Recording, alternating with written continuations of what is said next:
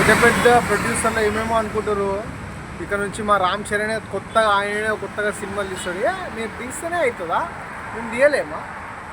రామ్ చరణ్కి పెద్ద ప్రొడక్షన్ హౌసే ఉంది, అంజనా ప్రొడక్షన్. తీయలేదు. ఆరెంజ్ లాస్ కాలేదా? తక్కువ నిలబడలేదా? మీరేనా పెద్ద ప్రొడ్యూసర్లు? ఇప్పుడు ఆయన తీస్తాడు 200 కోట్లు కాదు 300 కోట్లు పెట్టి సినిమా తీస్తాడు, లాస్ అవుతుంది. ఏమవుతుంది? ఏం కాదు. అయితే మీలాంటి పెద్ద పెద్ద ప్రొడ్యూసర్లకి సినిమాలో ఛాన్సులు ఇస్తే సినిమా ఫెయిల్ అయితే మేము రిటర్న్ ఇవ్వాలా ఏంటి? మా రెమ్యూనరేషన్ రిటర్న్ ఇవ్వాలా? మీకు కాల్ చేయాలా? కట్టసి ఉండదా? మాకు ఎందుకు ఉంటుంది చెప్పు? ప్రొడ్యూసర్లను ముంచి పడితేనే మా పని కదా. మా దగ్గర ఎన్ని కోట్ల డబ్బు ఉన్నా కానీ మేము సినిమా తీయము. ఎందుకంటే ప్రొడ్యూసర్లే కావాలి మాకు. ప్రొడ్యూసర్లే మాకు కావాలి. ఎందుకంటే ప్రొడ్యూసర్ అనుకో ఫస్ట్ ఒక 10% చెక్ ఇస్తాడు. సినిమా 50% అయిపోగానే 75% తీసుకుంటాం.